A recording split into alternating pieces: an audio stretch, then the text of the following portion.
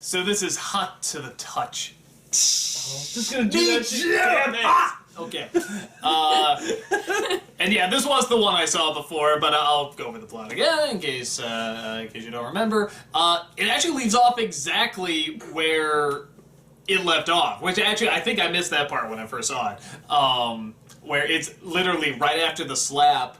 And last episode was the ending of the 3rd season, right? Yes. I'm almost wondering, I guess it's unlikely, but I'm almost wondering if they left that as, like, the cliffhanger, and then they wanted to see how the character went over, and, like, if she went over well, it's like, okay, let's keep that story going. Well, that's an interesting idea. I just figured it was a cliffhanger of some sort that Well, we didn't realize was a cliffhanger until we saw the next. Because a lot of episodes do work that way, where it's like, are they going to continue that? It's like, nope, and then might come back, like, 8 episodes later, but others are like, nope, we're going to take off exactly where we left off.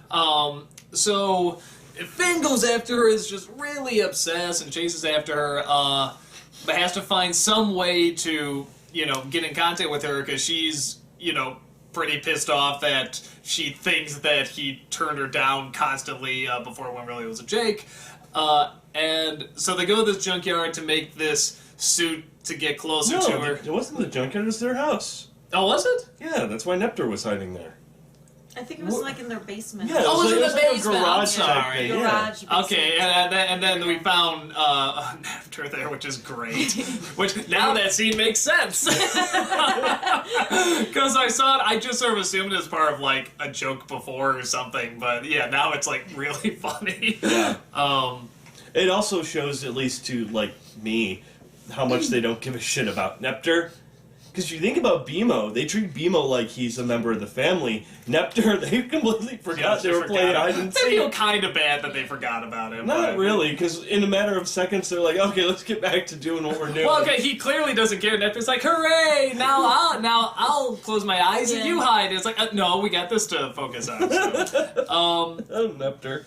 But, yeah, and so they build this suit.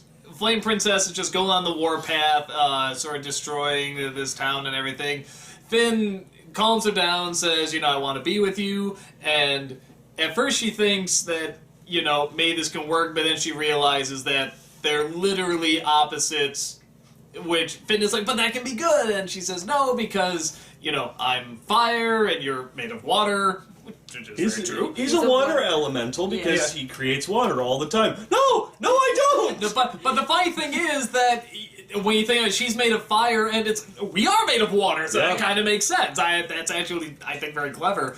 And to a point where he says, she says you'd risk, pretty much defy nature, to be with me, and he says, I'd at least try it, and really great scene. They try to hug, and obviously she burns him, and he pushes her away, and it's just one of those things where it's kind of hard to actually see. I don't think he pushed her away. He was crying. He started crying tears because it hurt, and when his tear hit her, she's the one. Oh, is that what happened? I thought he actually pushed her away. I think it was kind of burning. both pushing each other away. Was it? Oh, was that? Oh, okay. I think it was kind of a both. They're Somebody separating tell us, at the same time Okay. because they're both getting hurt by the hug.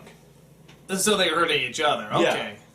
So, but I mean, bottom line, she especially sees it's not going to work. Like, they get, the closer they get, the more they hurt each other. And she even says, we're going to keep hurting each other. And, and she goes away, leaving him behind. It's like the Carpenter song. I was just singing that in my head. Like the Carpenter song. Oh, the Carpenter song. That's a good one. It's called Hurting Each Other. Can we? Hurting each other. Look it up. Seriously, it's a good song. I'm never doing this with a married couple again. Yeah, you are. Yeah, you're probably right. But and he's left just feeling hurt. And Jake comes up. Everyone's dead, man. There's rotted corpses. Everyone's dead. Really? No, I'm kidding. Never mind. I totally saved them all. And just love hurts. That's the end of this episode. It's having seen it before and now seeing it in context. It was still really good. She reminds me a lot of a I'm sure he's based this on other stuff. But she reminds me a lot of a Tim Burton character. Just one of those people, like, she can't touch anything without destroying it.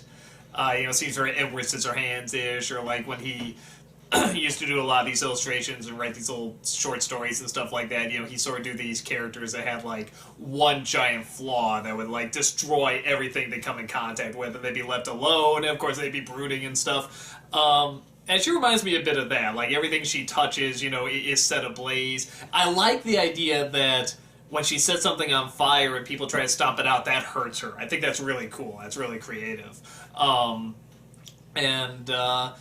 Yeah, I mean, it's a fun character you can have a lot of fun drama with, in terms of, like, she clearly likes to destroy things, but she's also looking for love, but everything she touched gets destroyed, and it's a real meaty character to have fun with. So, yeah, just a solid episode. I even liked Nectar. Not Nectar. Neptor. Neptor, sorry. Never-ending pie-throwing robot. So even he was funny in it, which I didn't dislike him before, but just he never did much for me. But this episode, I thought he was like especially funny. So yeah, how about you, Joy? I liked it. I think it's getting late and I've lost my mind because like I see Flame Princess, and like I just even from the previous episode to this episode, the way she acts and everything, it's like she's one of those crazy. Like those psycho chicks.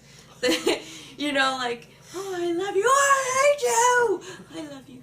I hate you. Why are you doing this to me? Like those psycho girlfriends that, like, stalk you. Like, why won't you answer my calls? That sort of experience. I don't know. Like, and it's no offense because I do love her. I love her character, and it's no offense. I don't know why, but I feel like she makes that type of character almost sympathetic, like seeing the crazy from the crazy side instead of well, but the interesting thing in this one is that in a sense Finn is kind of the crazy one because he's chasing after her, even though clearly, I mean, he knows if he touches her, he'll get hurt, and the closer he gets, they'll hurt one another. But he's still dedicated. He's almost more the stalker when she's trying to get away from him now. He's a lovesick in a way. I think it's really cute. I see, stalker, lovesick. I know, but no, I don't think she's stalking him. There's a fine line. There is. No, I don't think that she's stalking him. I think I think she's, again, and I don't know why I'm doing this. It's like she's had this problem before. Like she's so damaged with why are you doing things? She's so suspicious. That's what. Why was she kept in that lantern? She's so very suspicious. See, hold on. Doug just brought up something that you guys need to remember. When you first meet her, where is she? That's true. She was locked up in the little lantern thing. And when Finn and Jake finally see her, what's she doing? When they finally catch up with her with the bird, she's like, "Is that bird smoking?" Hey, don't judge me. That was great. But when they find her, what's she doing? That's true. She's just trying to understand what's going on with the flowers. She touches the water. Yeah. She learns that hurts. Yeah. What does that kind of say about how she's been brought up? I was gonna say she was mostly shut out from the world. Daddy issues. I think that's more what it is. It's than daddy issues. I think it's more along those lines of her not really knowing what's going on in the world, not really understanding how everything is, and her trying to deal with it. She wants to make her own fire kingdom. She's not. I don't think she's like, I'm going to kill everyone in the world. Go back home. That was. I have to say that was something I did realize right away. She got out. And she could have just gone straight back home because, forget you, Finn, you're mean and horrible, But no, she's just wandering and she's like, I'll make my own, her own fire kingdom. She has no desire to go back home. It's like she doesn't even, it's not even a thought. So I don't think she's a crazy stalker bitch. I think didn't it's say she was. Well, you no, it just comes to your mind not when you stalker, think of her. not yeah, stalker, not stalker, but I know what you mean. No, she said stalker. She said stalker. No, I said psycho. You said like those crazy psycho stalkers that would, stalk you and watch you. Oh, it's late. No, it's not. It is late. What time What's is it? late for her? Like 9:04. 9:04. What? Like 9:04 ish. Bedtime. I don't have school tomorrow. Oh, never mind then. You seriously don't have school tomorrow? Later. Okay. What do you mean later? You're the one going like this. Well, I thought it was 9 o'clock, and then finding out she has no school, we don't need to talk about Continue that. with the vlog. Yeah. No, Yes, and then let's we're continue. doing live. No, for me, I like that she's more innocent than anything else. She has all this power, and she has all this rage pent up inside of her, probably daddy issues. But when you break it down and you see her, she's just very innocent. She doesn't know what's going on. And when Finn says, "Oh, look at her," She's passionate. And I feel like I'm gonna use that from now on when I go a little cuckoo bird on you. I'm just gonna be like, I'm sorry, I'm just passionate right now. I'm very passionate. But yeah, one part that I did like were the machines that were made, and how on Finn's it had the rainbow, Oh, yes. like a tattoo. But if you notice up here, it's a peace symbol as well. I didn't notice that. And- I saw the rainbow. And I love the design of those. But then when Finn's like, no, like Neptor turns the foam cannon on Flame Princess, and there she is on the ground, like looking pitiful, like, oh my god, what's going on? And he's like, no. Then he's like, finally enough, and he yanks here and he rips it down, destroying part of Neptor. I was like, oh my god, you just killed Neptor! And then I'm like, oh, he's fine, darn it. I mean, that's fine. Even when Nectar talks, though, you see like the front part's front damaged, door yeah. is all damaged and crumpled and Mm-hmm. stuff. I like that. It's something new. You know, I want to give credit, it sounds strange, but to the kid who plays Finn in this one, the last one, you know, it's not like he had to give these really big monologues or anything, these big emotional monologues, but he did, there's a couple times where he really had to scream and he really had to be emotional, and it's a little tougher than you think. It's hard to do that without sounding corny. Yeah. Or silly, and especially on Adventure Time, where so many characters scream in so many different funny ways, and when he screamed, both in this episode and the last one, it sounded dramatic. It felt like, oh, this kid is pissed, you know, Yeah. and he's really into this moment. So, yeah, just kudos to him, especially, and with the voice kind of changing, too. I mean, it's hard to do all those things at once, you know, to scream on a show where everybody screams, make it dramatic, and do it while your voice is breaking. I mean, that's pretty Yeah. impressive. So, Doug, will you help me? Will you help me? Quite good going further than that. Good going. That was another scene I loved. Yeah, that was pretty funny. I love anything that just takes advantage of the fact that Jake can change into anything and Yeah, stretch and that's really stuff like that. I really love that. When they have fun with that. So, yeah, still a solid character and good. This is one where I would like to see where they go with it. I mean, do they? I can't see them just cutting it off there. Maybe they do, but I can't see them just cutting it off. I think they could have more fun with it.